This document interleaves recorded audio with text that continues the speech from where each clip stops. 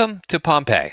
This will be lecture number 1 of our exploration of the ancient city of Pompeii. Pompeii is an ancient Roman city located about a day's horse ride south of Rome, or in modern terms, a 3-hour high-speed train ride south of Rome. In late summer or fall of 79 AD, close to around 2,000 years ago, a volcanic eruption destroyed and then buried Pompeii. This preserved a city that was frozen in time. Most Roman cities and temples over the empire were pillaged or torn down over the centuries after the collapse of the Roman Empire. If we look at the heart of the Roman Empire, which is the Roman Forum in Rome, you'll now see it's just a collection of marble rubble. So if we look at the Forum, here's a satellite view from Google of the Forum, and we draw a little the boundaries of it. You'll see here, this is all of the Forum. And essentially, this was the heart. So a lot of these buildings were 2 or 3 stories in height, and over the centuries, these have been pillaged. Many of the marble from these buildings have been repurposed for all of the Catholic churches in Rome. And even if you look at this Roman temple right here, you will see that they actually built a Catholic church within the temple. So a lot of the Roman ruins across the empire ended up like this. But Pompeii was different. Pompeii was buried in the eruption. So everything was kind of frozen in time. When you look at Pompeii, when we actually explore it, you'll be able to see the bodies of Romans who were caught in the eruption. You can see children, mothers holding onto their children as they perished. During the 1800s, when Pompeii was being excavated, the archaeologists found an ingenious way of showing the bodies. So let me show you how they actually did that. So this is how they made the plaster cast. So this would be the volcanic matter. Here's the body of the Roman. When the volcanic ash settled on top of the body, it hardened and made an outline of the body. So as they came across bodies, you'll see all of the flesh has rotted away, but the bones are still there. So as they came across these cavities, they realized they were bodies. So they started drilling holes into these cavities and filling it with plaster. And they made these plaster casts of the bodies. So if we take a look at some of the bodies, here's a group that was trying to take refuge next to a wall. You'll see there's an adult in a fetal position, a couple of children, some more adults. Then you see way back here an adult who looks like they're struggling. They're on their arms, and it looks like they passed away and died in that position. On the next one here is a, actually I think I have a closer picture of it. I do. This is a Roman baby, or child, 4 years old probably. And you can see its lips, nose, its eyelashes. You can see the clothing it was wearing. See the little creases. And if we go to the next tab here, you will see how big that child is. They did a CT scan of the cast so they could see the skeleton inside. You can see part of the skull there. That gives you an idea of how big that child was. The next one is a Roman dog. So this dog was tied up to an entrance to a house. So you can see its collar here. And it was tied to an entrance. And when the eruption went off, you can see it struggled to try to escape from its collar, but it couldn't do it and ended up passing away during the eruption. These body casts can be seen all over town. When you also explore Pompeii, you can see their art, their bedrooms, where they had sex, their graveyards. You can even see election signs and other signs advertising gladiator matches.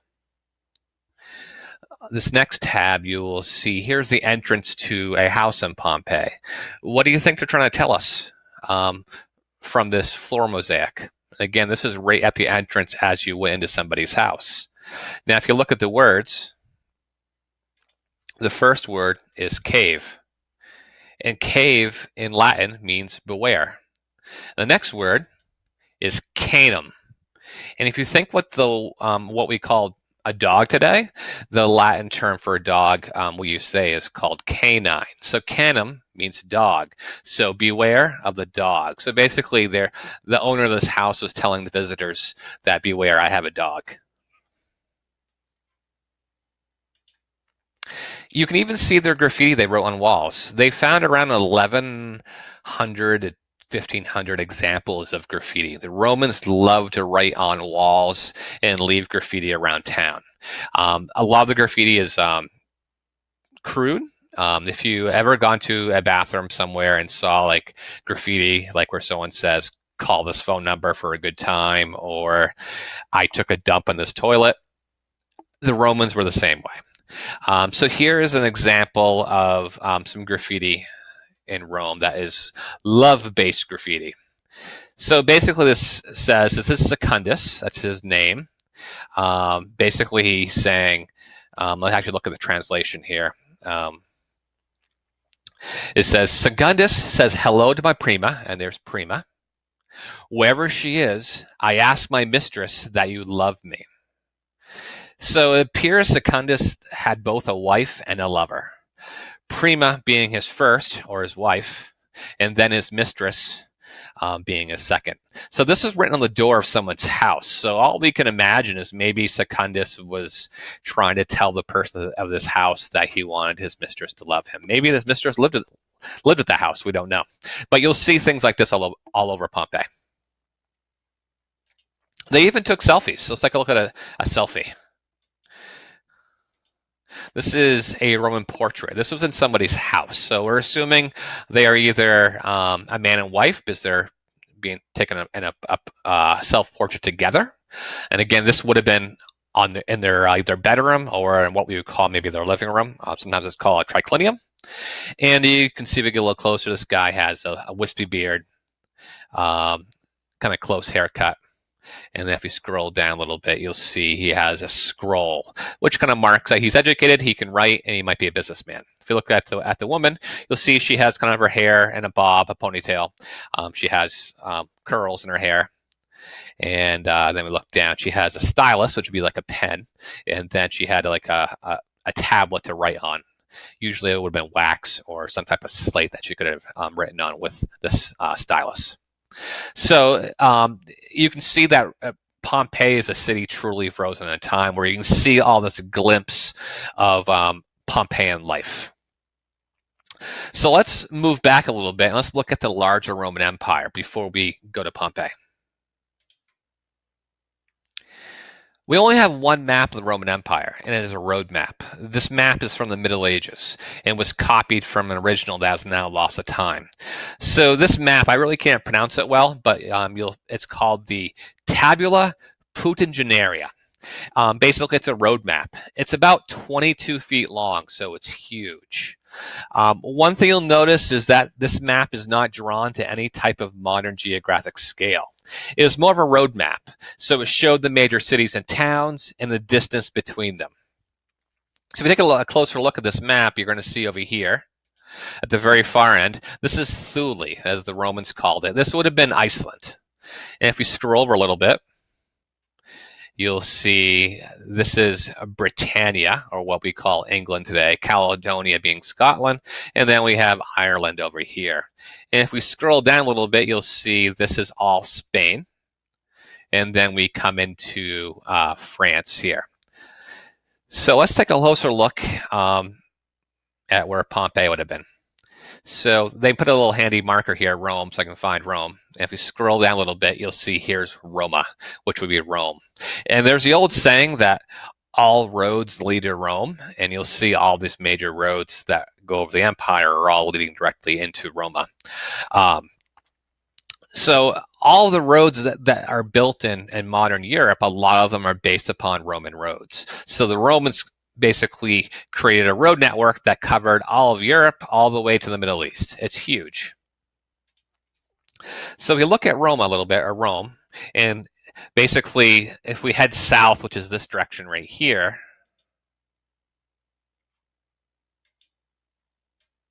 I'm trying to draw on this table here, can't do it.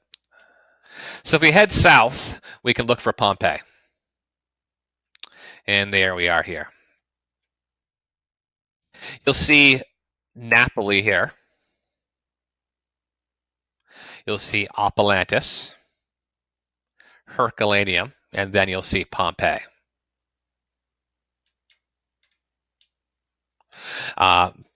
And all these towns that are around Pompeii, they are all destroyed. So Herculaneum, Oppilantis, Pompeii, Stabia, these are all destroyed. Nuceria was partially buried, but they were able to find it, and people kept on living there after the eruption. Napoli, that today we call that Naples, that was partially destroyed, but again, it wasn't buried, so people kept on living there after the eruption.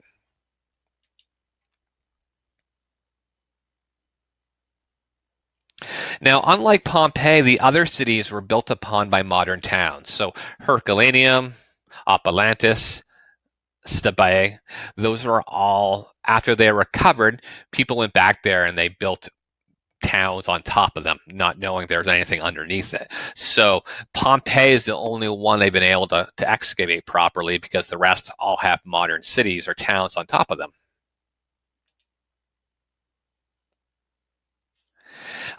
Herculaneum today is called Ercolano, and that has a huge city on top of it. They've only been able to excavate around 25% of Herculaneum, while Pompeii, they've been able to excavate close to 80%.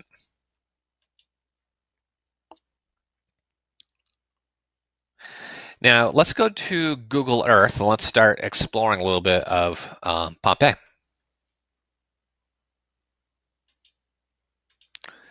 Close some of these tabs out here. So we're on Google Earth right now, and let's do a quick outline of the Roman Empire.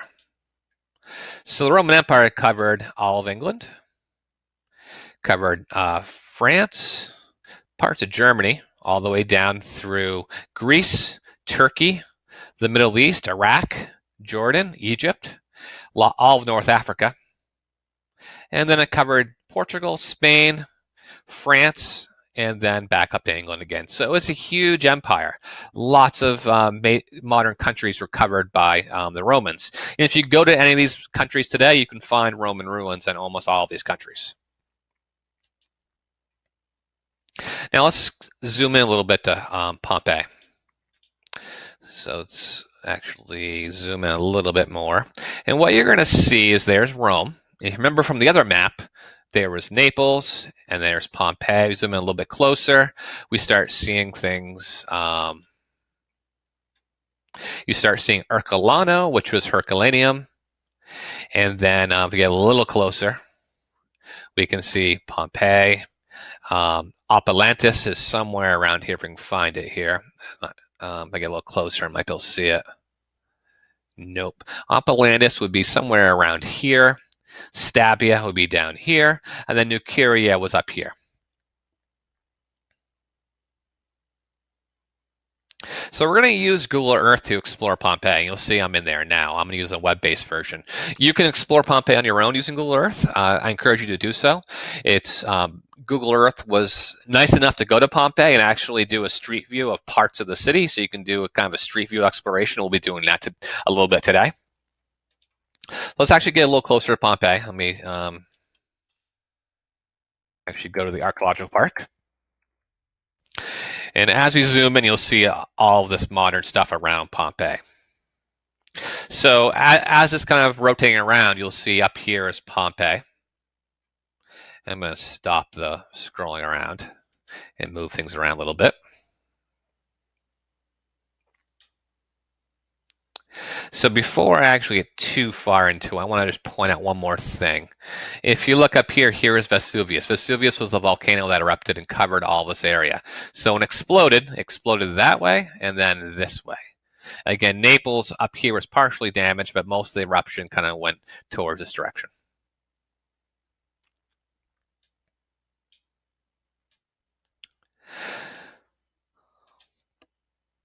So when the volcano erupted, it hit Pompeii with the force of an atomic bomb. And it didn't happen all at once. They had warning. So they had a little bit of some earthquakes beforehand, and the volcano was rumbling and dumping ash for days on end.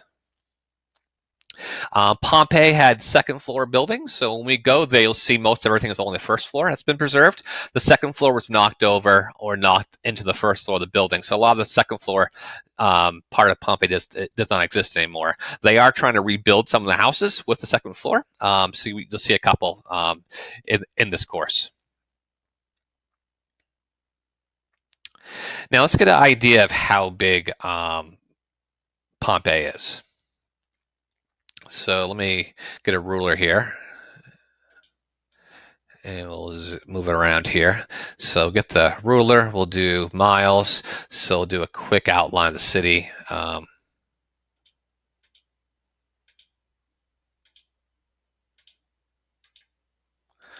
we go. Whoops.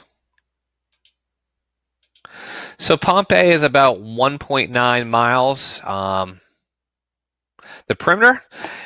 And so it's not a huge city. To give you an idea of how big this is, this would be the size of probably Southern Maine Community College, the boatyard next to SMCC, and then the industrial park next to the boatyard. That gives you an idea of how big Pompeii would have been. So it covered the entire campus, the boatyard, and then the industrial park.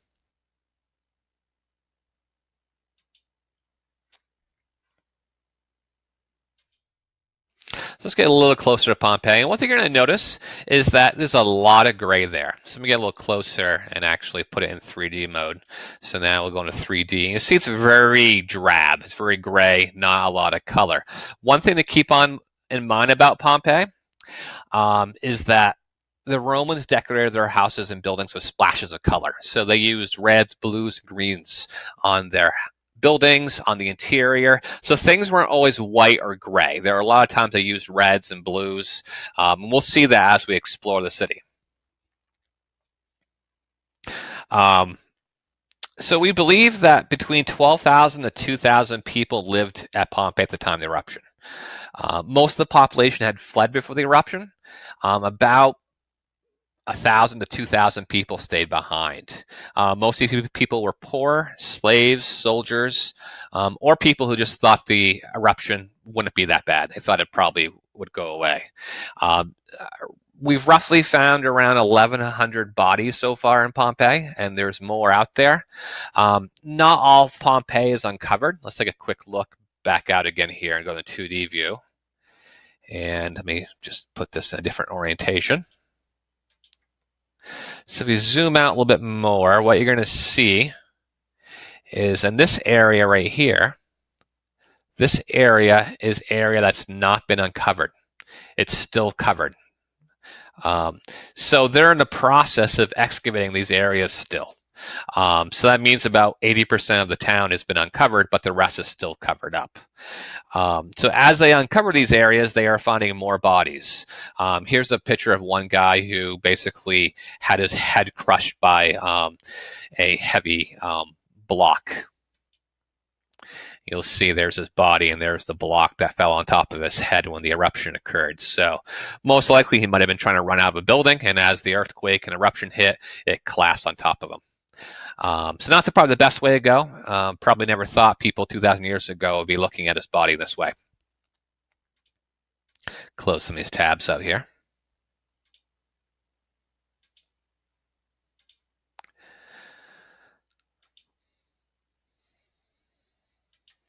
So if you look at Pompeii a little around the edge here, you'll see, oops.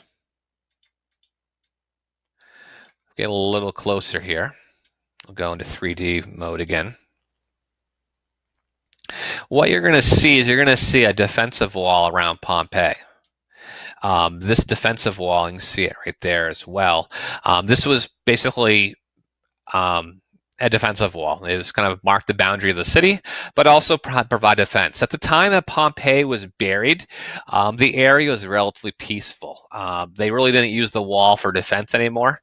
The reason we know that is if we look outside of Pompeii, you're going to see that over here, there's a huge Roman villa, and that was outside the city gates. And there's quite a few villas outside the city, and so that tells us that the area was fairly peaceful, and they weren't really relying on the walls for defense like they were in the past.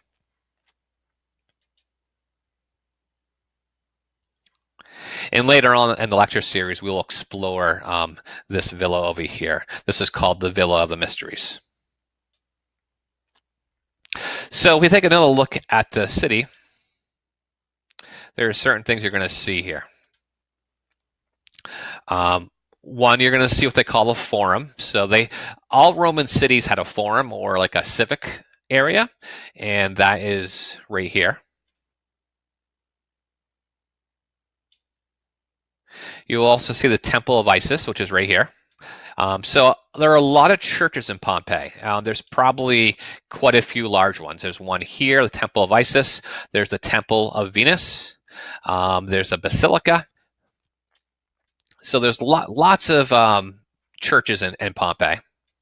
You'll also find the most popular attraction in Pompeii, which is the brothel. That's right here. And so this is the only building they know is the brothel. There are other buildings they think that might have been brothels, but they're not 100% sure. We'll be exploring the brothel in later lectures. They also had theaters in Pompeii. So if you look here, you'll see here's the Grand Theater. And then right next to it is a smaller theater. And if we zoom in on that, you'll see there's a smaller theater and then a bigger theater. And these theaters could have accommodated at least a good half of the population in the city. They also had entertainment. So if you look over here, you'll see there's a actual Colosseum. So it's not really a Colosseum. In Rome, they call it the Colosseum, but this is what we call an amphitheater. So if you're watching the Super Bowl or any football game, this is very similar to what you'd see in today's modern football arenas. And next to this amphitheater, there's also what they call Palaestra, which was Gladiator Barracks. So the gladiators would train here, and they lived here. You can see over here is their actual barracks, and they would train in this open courtyard area.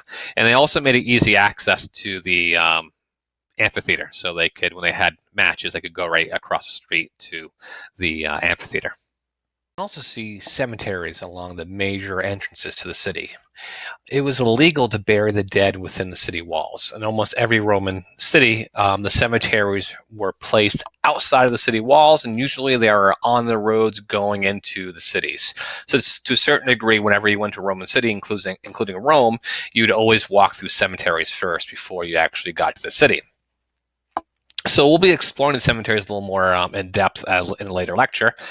But now all the major entrances have a cemetery. So if we look down a little closer here, down near the amphitheater, you're going to see down through here, you'll see part of the cemeteries. So right here, you're going to see little tombs that are set up along the road into this gate right here. You'll see the gate right there. So those are all along all of the major roads going to Pompeii. If you look over on the other side here, you'll see another gate.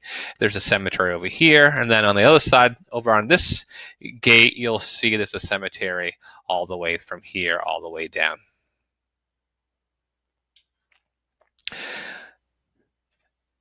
Now, there's one gate that does not have a cemetery.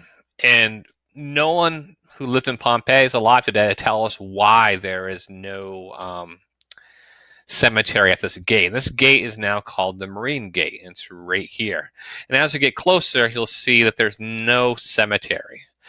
Basically just kind of open like field areas. This is like a bath, a private bath that was a heated bath. So the question is, why didn't they have a cemetery on this side? It's one of those questions that people didn't know initially. So as archaeologists started doing research and started like kind of guessing on what they're seeing, what you're going to see if you get a little closer, there's a clue on why there was no cemetery here.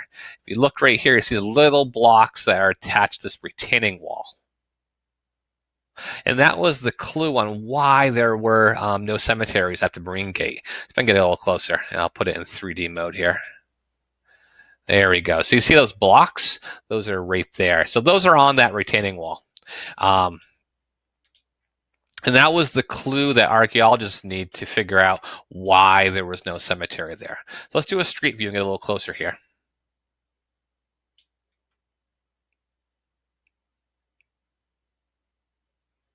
See if it'll let me do a street view. There we go.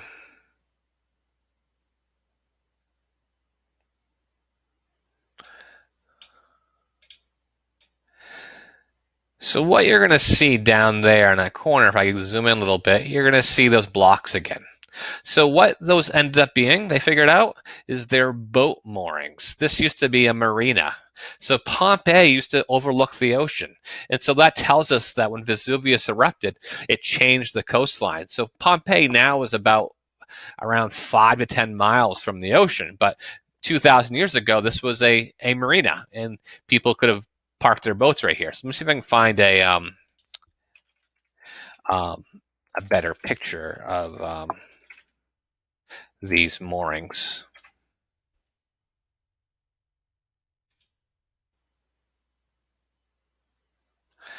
And I am not seeing it there. I used to have a pretty good picture of it.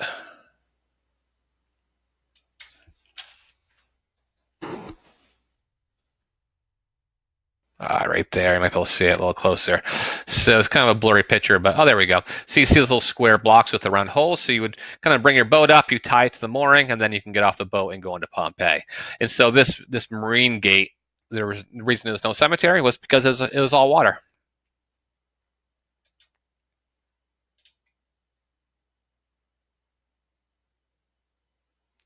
Now let's zoom out a little bit here, and let's take a look at the gate that is ahead of us here. So if you look around, you'll see here's the main entrance to this gate as it kind of goes down to the water line. If we look up here some more, you'll see here is the entrance to the marine gate. So there's 2 entrances. So take a second and think, why would they put 2 entrances? One's big and one's smaller. So if we zoom in a little bit or move up there, we can actually see why there's 2 entrances. So if we stop right here, this is the mouth of the large entrance. And if we kind of just look down at the ground, what you're going to see down here is the reason why there's 2 entrances. So you see a block right here. You see another block right here. And then one more block. So what this did was this is a barrier to prevent certain size carts from going into the city. So if your cart was bigger than this barrier, like your wheels hit that and hit that, that means you couldn't go into the city with the cart. So your wheels had to fit into these grooves right here to get your cart in the city. So it's kind of a way to control traffic. And also, this was the entrance for actual carts. So if you go into the actual entrance, what you're going to see when we go in there, if we look over here now, what you're going to see is there's that other smaller entrance here. And this is for foot traffic. You see there's a little ramp there that goes up. So what they could do was at night, they could close off the wagon entrance, lock it up for the night, and leave the smaller entrance open for foot traffic to come through.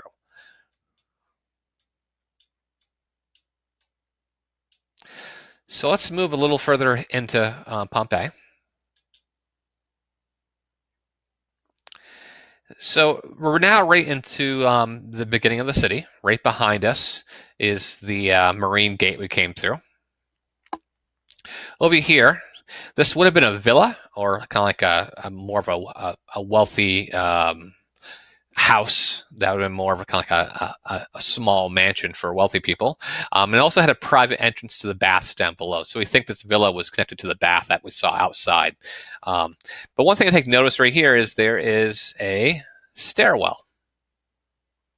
So all through Pompeii, you'll see stairs that go to nowhere because the second floor was knocked down. So that's just kind of cool to tell you that, yeah, there was a second floor to this building because of the staircase. But another thing I want you to take note of, if we zoom out a little bit here, you'll see these pillars right here. And you'll see the pillars are made out of bricks, but right at the top of the pillar, you'll see that they had the bricks covered in stucco, kind of like a concrete mixture. So all of the pillars have that. So how the Romans built their buildings is they would use brick or rock or stone as like the interior of the building. And then they would cover that with stucco or marble to make it kind of look smooth. So whenever you see like a column on a Roman temple, it's actually made of bricks, and they put stucco or marble around the edge of it, or of the building. And over here to our right is the wall for the Temple of Venus. Doesn't look like much right now to us. Let's move a little further forward.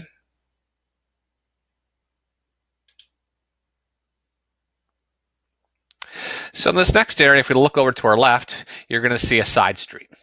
And one cool thing you see on the side street is the Romans had raised walkways on their streets. So the reason for this is when it's raining out, or there's a bunch of horse crap in the road, or there's a bunch of someone dumped out their sewage from their second floor house, you could walk across the street without getting your feet wet or getting your toga wet. Remember, a lot of the houses in Pompeii did not have running water or did not have a sewage system. So a lot of times people who lived on a second floor apartment, they would have like a container they would go pee in or defecate in, and they would dump that on the streets. So you want to kind of keep your feet clean, so you walk up on these raised sidewalks, and you'd have this walkway to kind of go across the street. And you'll see these all through Pompeii. Now over here, if you look at this house right here, we zoom in a little bit, you're going to see this little domed shelf here. This is a shrine. So the Romans are very religious, and you'll see churches or temples all over Pompeii. But in most houses and businesses, you'll see a little shrine. And the Romans believed in a god called Lares. So Lares was the protector of the hearth or the house. So they'd have these little shelves. They'd have a little statue of the Lares, and maybe some candles and some offerings they would make to help bring good luck onto their house. But another cool thing you see below the shelf, you see is the stucco, and it's red. It has kind of a red tinge to it. Now, so this whole wall would have been covered in stucco, would have been a bright red. Now, you see it's red, but it's not very bright. And one thing to take note is all of the houses in Pompeii, they don't really have ceilings anymore, and they're open to the elements. And this part of Pompeii was uncovered in the 1800s. So that means all of these houses have been rained on. They've had the sun shining on them. And that's been happening for over 100 years now. So the paint is faded. Over here to the right, again, is more of the Temple of Venus wall, so we'll just skip that. Let's move on a little bit.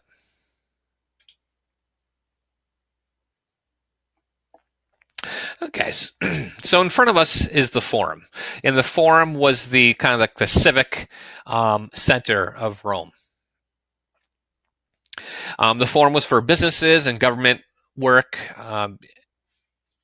And this would have been where you kind of basically did all of your business and dealt with the government officials for Pompeii. You'll see in the center here, there's another raised walkway for crossing the street. Again, sidewalks on each side, they're pretty wide as they went into the Forum. And over here on the right, you're going to notice here's the entrance to the Temple of Venus. Now, one thing to note is you can see the stucco on the side of this temple. You see it right here. And you can even see the kind of the redness of it. So this would have been a very bright red wall back when Pompeii, before the eruption. And again, it's faded just because it's been open to the elements for over 100 years now. Now, if you look over to our left, you're going to see this house right here. You'll see these little holes. These are post holes or beam holes for the second floor. So essentially, the second floor would have gone across here like so. And this would be your first floor, and then this would have all been your second floor. So when the eruption happened, the pyroclastic flow or the volcanic matter that came across that buried Pompeii, it was incredibly hot. So anything wooden was burned and destroyed. So these beams no longer exist.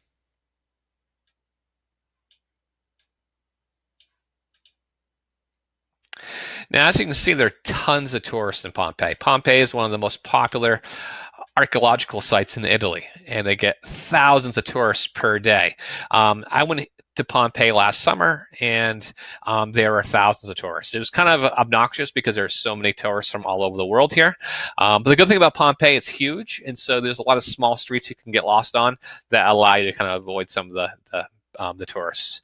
So this is as far as we're going to go in today's exploration. We'll do more in later lectures, and come back next week for more exploration of Pompeii.